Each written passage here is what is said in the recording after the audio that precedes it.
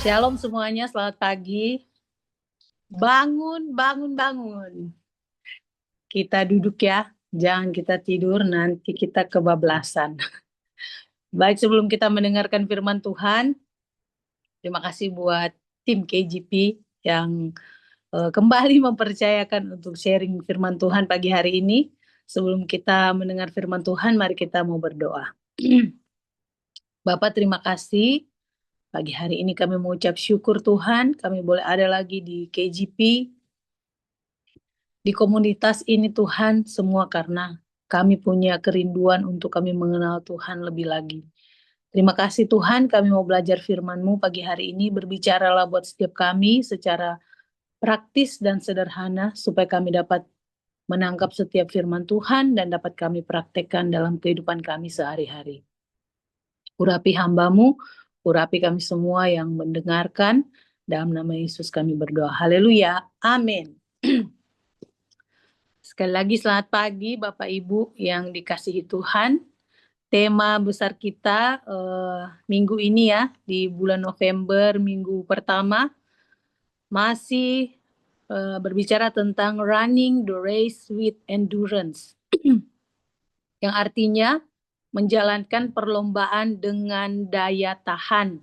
Ya, pemimpin kita, senior pastor kita bilang daya tahan dalam apa? Dalam menghadapi penderitaan. Ya Bapak Ibu, karena kita dipanggil mengikut Tuhan bukan hanya untuk menerima keselamatan, tapi kita juga dipanggil untuk menderita dan pikul salib. Itu sebabnya dibutuhkan ketahanan. Amin. Ikut Tuhan bukan cuman happy-happy aja gitu ya, diberkati, semua doa kita dijawab, bukan hanya itu. Namun pagi hari ini kita mau sama-sama belajar dari Ibrani 12 ayat 1 firman Tuhan berkata, karena kita mempunyai banyak saksi bagaikan awan yang mengelilingi kita, marilah kita menanggalkan semua beban dan dosa yang begitu merintangi kita dan berlomba dengan tekun dalam perlombaan yang diwajibkan bagi kita. Ya Bapak Ibu, jadi kita semua, siapapun kita tidak terkecuali ya, firman Tuhan katakan kita dipanggil untuk masuk dalam perlombaan, ya. Perlombaan ini wajib ya, Bapak Ibu. Bukan apa namanya? Kalau saya bisa, saya ikut ya. Kalau nggak bisa, saya jadi penonton aja atau di breakout room, saya jadi pendengar aja ya. Nggak bisa ya, Bapak Ibu. Semua kita wajib. Kata wajib berarti mau tidak mau, suka tidak suka, harus dilakukan. Amin. Dan kabar baiknya bahwa perlombaan ini bukan hanya tentang bagaimana kita memulai, tetapi bagaimana kita menyelesaikannya dengan tekun dan setia hingga akhir. Nah, bagaimana untuk kita sebagai peserta ya, kita kan ceritanya di sini semuanya peserta lomba ya. Apa yang harus kita lakukan supaya kita bisa berlomba dengan leluasa gitu. Kita menjadi peserta yang baik dalam satu olahragawan gitu ya. Yang pertama firman Tuhan mengingatkan kepada kita untuk singkirkan segala rintangan. Ya. Katakan marilah kita menanggalkan semua, ya, tidak ada yang terkecuali, semua beban dan dosa yang begitu merintangi kita. Jadi apa yang menjadi penghalang kita, apa yang membuat langkah kita terhambat gitu ya, untuk kita ikut dalam satu pertandingan, dalam perlombaan yang diwajibkan bagi kita adalah menanggalkan semua beban dan dosa. Amin. Kita sudah dengar ya dari hari Senin, ini udah hari Kamis ya. Bagaimana cara kita harus menanggalkan dosa, kita melepaskan pengampunan, kita berdamai dan lain sebagainya. Jangan cuma kita dengar saja tapi kita tidak melakukan. Ya, pagi hari ini kita mau ambil keputusan, ambil komitmen untuk yes, saya mau menanggalkan dosa. Enggak sayang-sayang gitu ya. Di sini saya percaya mau meninggalkan dosa enggak ada yang nanti ya Tuhan tunggu ya kalau saya udah umur 50 lah Tuhan. Ini masih 20-an nih, masih banyak yang harus saya nikmati gitu ya. Tanggalkan ya, menanggalkan semua beban dan dosa yang merintangi kita dalam kita berlomba. Dikatakan di 1 Yohanes 1 ayat 9 firman Tuhan katakan, jika kita mengaku dosa kita, maka ia adalah setia dan adil, sehingga ia akan mengampuni segala dosa kita dan menyucikan kita dari segala kejahatan. Amin Bapak Ibu. Jadi apa yang harus kita lakukan dalam kita menanggalkan dosa? Firman Tuhan katakan, kita harus mengaku. Ya, mengaku apa saja yang kita lakukan dosa, kan kita sudah tahu bersama bahwa dosa itu bukan masalah ya, bukan sekedar masalah. Dosa adalah dosa. Ada satu quote katakan, dosa adalah dosa, bukan sekedar masalah. Dosa itu adalah, bahasa aslinya bilang hamartia ya, pelanggaran terhadap hukum Allah. Nah, ayo kita benahi diri kita. Apa yang harus kita lakukan? Mengaku dosa. Gak usah ribet-ribet mikir ya, gimana caranya. Mengaku aja. Mengaku dari segala apa yang kita lakukan yang tidak berkenan di hadapan Tuhan. Firman Tuhan katakan, ia adalah setia dan adil, sehingga ia akan mengampuni segala dosa kita dan menyucikan kita dari segala kejahatan. Jadi tidak ada yang terkecuali ya Bapak Ibu. Kalau kita mengaku di hadapan Tuhan namanya dosa tetap dosa ya. Tidak ada dosa kecil, dosa besar. Semua sama gitu. Tapi ada dosa, firman Tuhan bilang ada dosa yang tidak mendatangkan maut ya. Saya lupa ayatnya di mana, tapi ada. Ya, dan memang menyakitkan ya Bapak Ibu ya. Menyakitkan untuk kita melepaskan dosa. Kenapa? Karena nyaman gitu. Dosa itu bikin nyaman Bapak Ibu, benar nggak? Ya. Jadi waktu kita mau bertobat sungguh-sungguh di hadapan Tuhan, ada sesuatu yang Tuhan suruh kita lepaskan semuanya. Jangan kita tahan-tahan ya. Sekalipun sakit gitu, untuk melepaskan dosa sakit, tetapi kita harus melepaskan. Supaya apa? Supaya kita tidak terhalang dalam kita mengikuti perlombaan, tidak memberatkan kita dalam kita mengikuti perlombaan. Kemarin Pastor Morin sudah sharing ya bagaimana anaknya ikut balet gitu kan, dan kalungnya yang kecil itu membuat dia jadi susah gitu. Walaupun sebenarnya dia bilang nggak apa-apa kok Ami ya. Padahal waktu Aminya liatin dari kaca gitu kan, aduh kayaknya risih banget gitu, kalungnya jadi kemana-mana. Itu hal yang kecil. Nah itu sebabnya pagi hari ini firman Tuhan mengingatkan kita untuk ayo kita akui ya, akui dan kita tinggalkan dosa kita. Jangan sayang-sayang ya Bapak Ibu ya. Misalnya nih kita maaf nih ya, merokok gitu. Biasa seminggu 4 bungkus. Ini mau bertobat Tuhan, tapi kurangin dulu ya, dari 4 bungkus jadi 3 bungkus. Itu mah bukan bertobat namanya ya.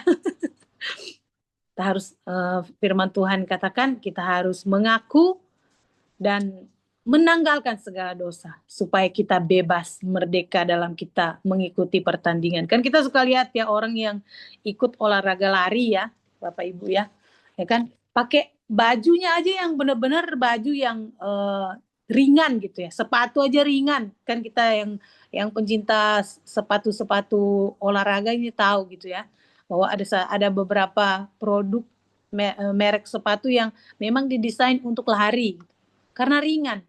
Nggak ada yang lari pakai sepatu pakai sepatu boots ya, kecuali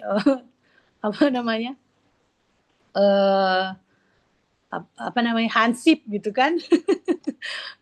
Maksudnya bukan untuk jarak yang jauh gitu ya. Untuk maraton kalau lari pakai boots, aduh ke laut aja gitu ya. Nanti kita bukannya sampai ke garis finishnya, sampai ke rumah sakit, patah kaki semua gitu kalau lari pakai sepatu boots.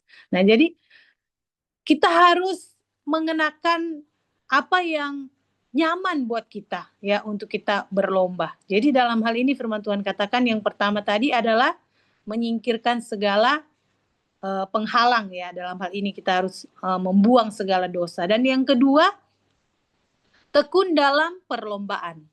Firman Tuhan katakan dan berlomba dengan tekun dalam perlombaan yang diwajibkan bagi kita. Ya Bapak Ibu. Jadi sekali lagi perlombaan ini adalah wajib ya. Dan berlomba dengan tekun dalam perlombaan yang diwajibkan bagi kita. Dalam bahasa aslinya, dalam bahasa Yunani dipakai kata hupomone ya. Kita udah tahu lah ini ya, yang artinya ketahanan atau ketekunan yang penuh harapan bukan sekedar pasif menunggu, tetapi mampu menghadapi kesulitan dengan sabar dan tabah. Kata ini menggambarkan kemampuan untuk tetap bertahan dalam penderitaan, menghadapi tantangan, dan dengan keyakinan iman dan mengubah situasi sulit menjadi sesuatu yang mulia. Nah, Bapak Ibu, banyak orang tidak siap menghadapi penderitaan karena mereka tidak mengerti tujuan dari penderitaan. Ya Bapak Ibu ya, kita belajar senantiasa melihat kepada Yesus, satu-satunya contoh pribadi yang kita lihat. Yesus itu dia, firman Tuhan katakan dia tekun dan sabar dalam penderitaan karena dia tahu goalnya. Untuk apa? Untuk menyelamatkan manusia ciptaannya dari dosa. Jadi sekalipun dia menderita, disalib, kita tahu bahwa tidak ada seorang pun manusia di muka bumi ini yang tahan menderita sama seperti Yesus. Firman Tuhan katakan sampai tetes darah terakhir waktu ada di kayu salib ya. Hari-hari ini lagi lagi viral ya, kalau Bapak Ibu mengikuti seorang anak yang tewas gitu ya dalam lingkup TNI ya, karena dianiaya oleh senior-seniornya. Dan kalau dengar persidangan itu, apa yang dilakukan itu benar-benar kejam Bapak Ibu ya, sadis. Benar-benar di luar dugaan gitu ya. Karena masih ada satu saksi kan yang hidup dan dia menceritakan gitu. Saya percaya semua ini yang terjadi, firman Tuhan katakan kan tidak ada yang kebetulan. Nah, ada satu orang yang hidup dan dia yang menjadi saksi kunci ya. Ini masih sementara berlangsung.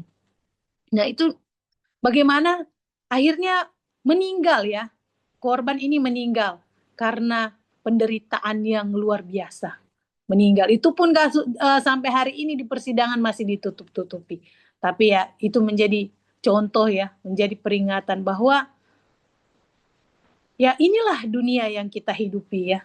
Ada begitu banyak penderitaan, ada begitu banyak masalah. Bahkan kita semua yang ada di sini, kita pun dilahirkan dari penderitaan ya, dari penderitaan seorang ibu.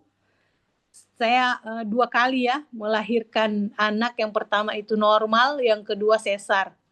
Benar-benar mau dia normal kayak mau sesar tetap aja sakit ya. Katanya kan sekarang udah nggak sakit kalau namanya aduh saya kok jadi lupa, eraks ya, nggak sakit. Apanya nggak sakit Bapak Ibu? Namanya dibelek pasti sakit gitu ya. Dilahirkan dengan penderitaan ya. Ibu-ibu mengandung aja awal-awal trimester pertama itu pergumulan ya, perjuangan. Sampai selesai 9 bulan, itu sesuatu yang waduh bergumul dengan kalau yang namanya hamil tentunya tidak bergumul dengan berat badan ya, karena memang harus memberi nutrisi untuk yang ada di dalam perut kita kan ya ibu-ibu ya. Tapi kita dengan sabar, dengan tekun, sekalipun nggak nyaman, sekalipun tersiksa, tapi kita sabar karena kita tahu nanti ada sesuatu yang menanti. Begitu 9 bulan lewat 2 minggu atau 3 minggu, kita masuk dalam proses persalinan pun itu menderitanya luar biasa, bapak-bapak ya, ibu-ibu pasti tahu, bapak-bapak kan nggak tahu ya. Itu penderitaannya luar biasa gitu.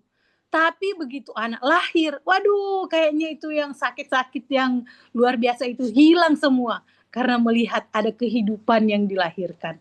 Ya, jadi firman Tuhan mengingatkan kepada kita untuk kita tekun dalam perlombaan. Sekalipun kita menderita, sekalipun kita harus bayar harga yang mahal, namun mari jangan kita patah semangat, jangan kita menyerah, jangan kita berputus asa ya Bapak Ibu. Di Yakobus 1 ayat 3 sampai 4 firman Tuhan katakan, sebab kamu tahu bahwa ujian terhadap imanmu itu menghasilkan ketekunan, dan biarkanlah ketekunan itu memperoleh buah yang matang, supaya kamu menjadi sempurna dan utuh dan tidak kekurangan suatu apapun. Jadi proses yang kita alami tujuannya sekali lagi bukan untuk membinasakan kita, tetapi untuk kita ibaratnya seperti buah ya, firman Tuhan katakan menjadi buah yang matang, supaya kita menjadi sempurna dan utuh dan tidak kekurangan suatu apapun. Amin Bapak Ibu. Ya, pagi hari ini saya dapat sesuatu yang luar biasa tentang mutiara ya. Mutiara ini Bapak Ibu sesuatu proses yang ilmiah terjadi dari seekor tiram, ya.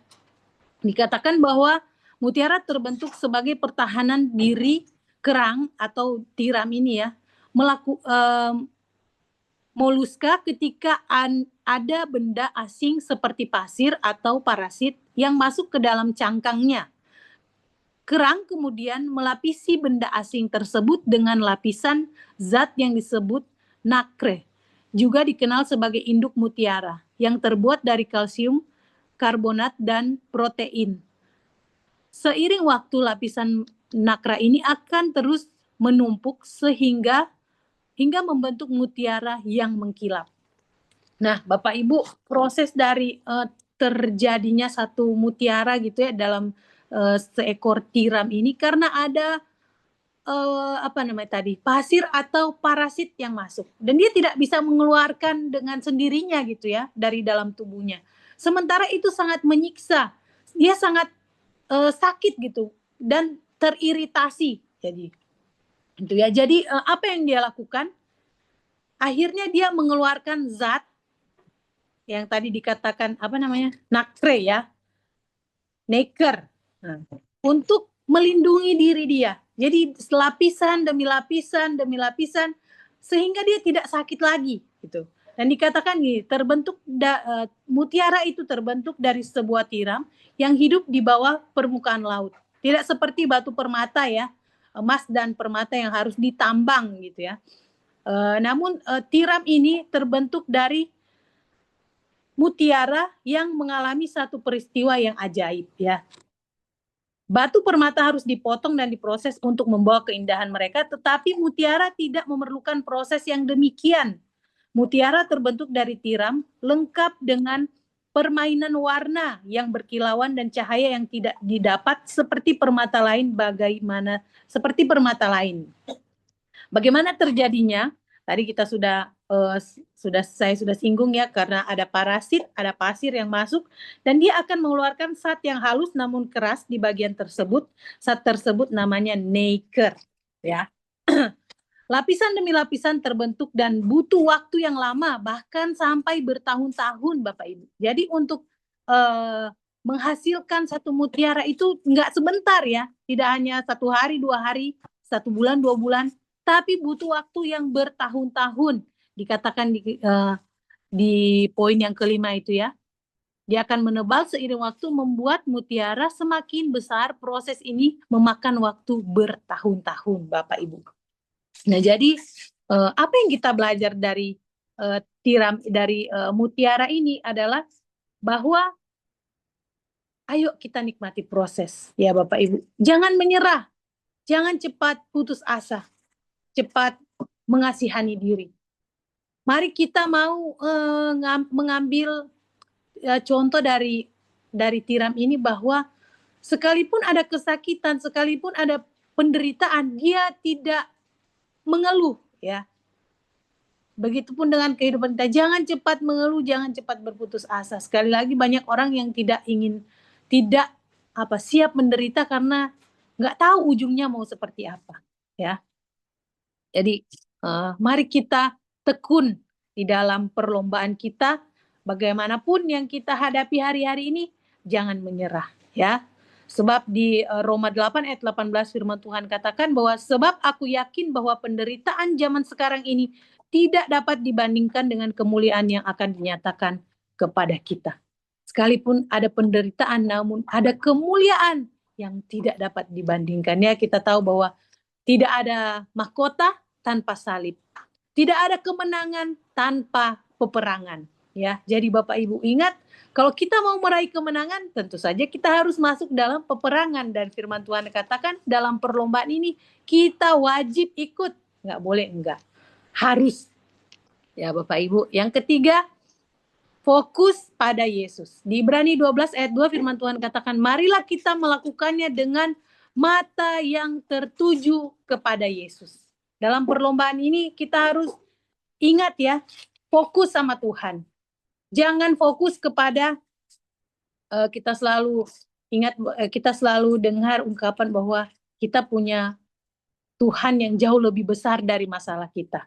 Tapi waktu kita fokus pada masalah, Tuhan kita jadi kelihatan kecil, ya, tertutup dengan masalah. Pagi hari ini dalam perlombaan, yuk kita fokus sama Tuhan, ya.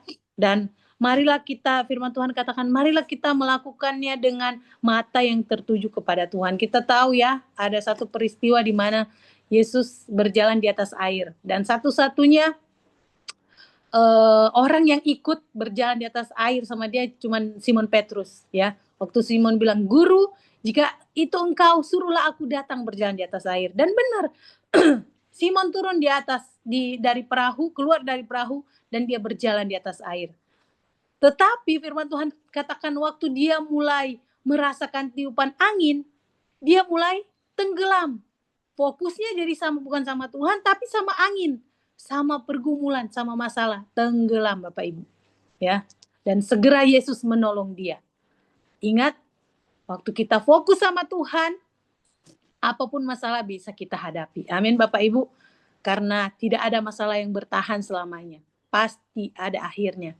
Jadi pagi hari ini, mari kita mau terus fokus pandang sama Tuhan. Mungkin hari-hari ini kita berasa kayak pergumulan kita, aduh berat banget ya. Penderitaan ini kok nggak ada ujungnya. Masalah demi masalah, pergumulan demi pergumulan, kayaknya nggak beres-beres gitu.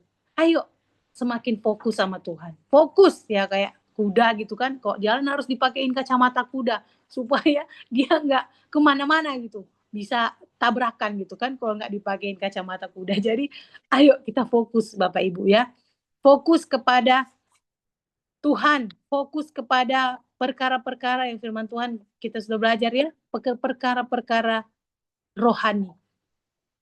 Karena apa? Karena sekali lagi bahwa Tuhan tidak menuntut untuk kita jadi juara ya. Di ayat yang kita baca bahwa perlombaan yang wajib untuk kita, nggak dikatakan kamu harus juara 1, ya, harus juara 1, juara 2, juara 3, enggak.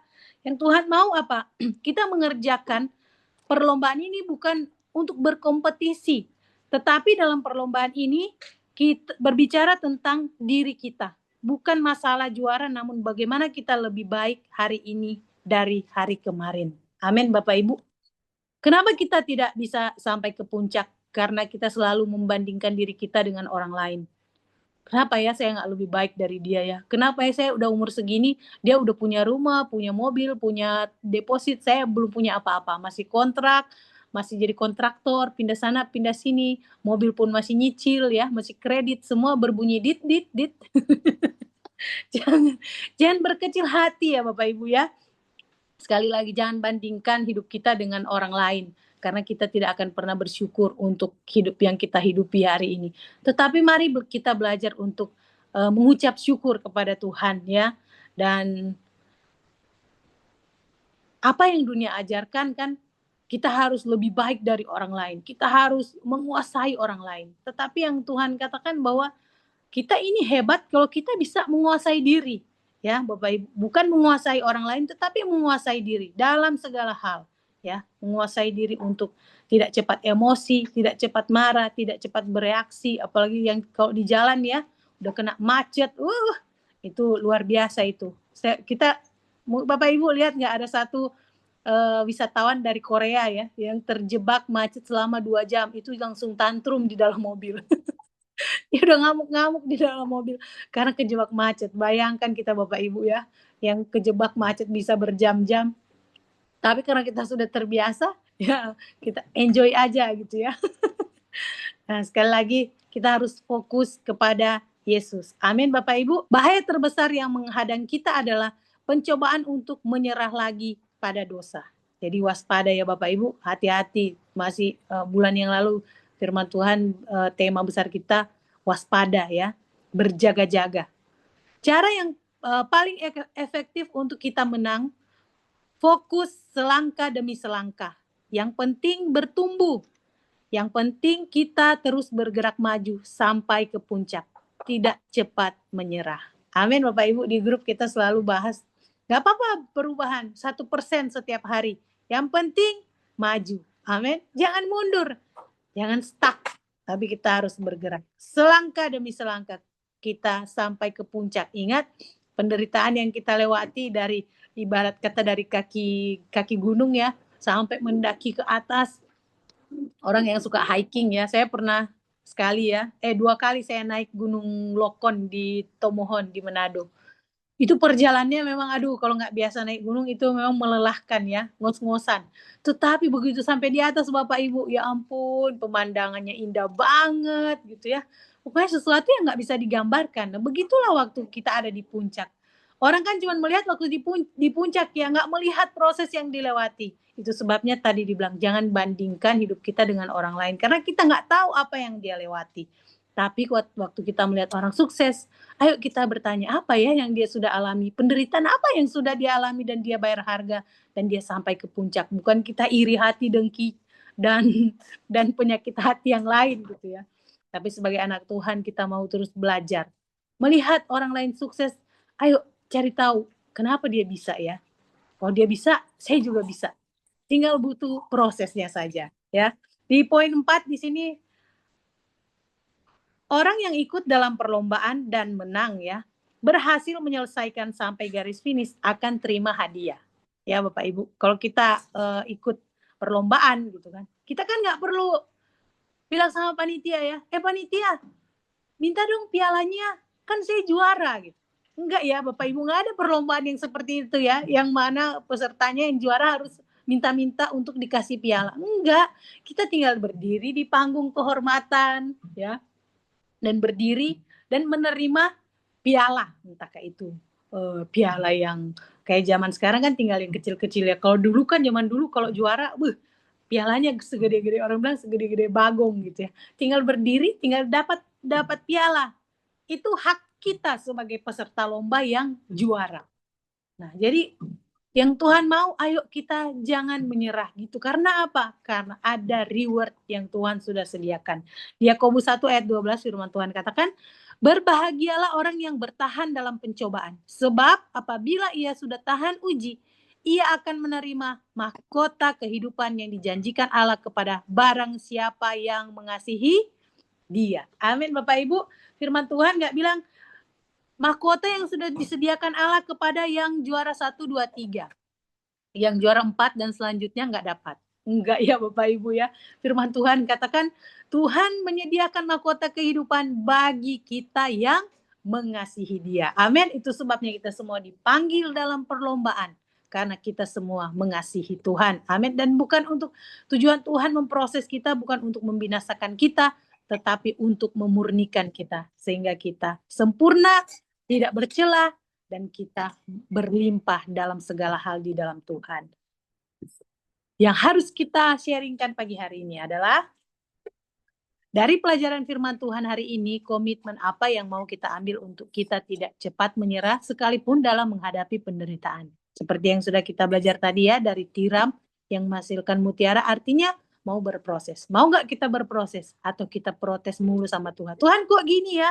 Kok saya udah ikut Tuhan bertahun-tahun tapi nggak juga ngalamin terobosan. Ya, kita mau sharing ya Bapak Ibu. Mari kita berdoa sebelum kita masuk ke breakout room kita masing-masing. Tuhan terima kasih, hamba sudah selesai berbicara. Biarlah Engkau Roh Kudus yang menyempurnakan segala yang kurang-kurang, yang sempurna di dalam kehidupan kami masing-masing. Dan kami akan sharing di breakout room kami masing-masing Tuhan. Biarlah setiap kami mau sama-sama menyaksikan kebaikan Tuhan dalam hidup kami di breakout room kami masing-masing. Terima kasih buat yang sudah melayani pagi hari ini ya Tuhan, yang sudah mengoperasionalkan Zoom ini hingga berjalan dengan baik. Tuhan berkati. Dalam nama Yesus kami sudah berdoa dan mengucap syukur. Haleluya. Amin. Selamat sharing. Tuhan berkati.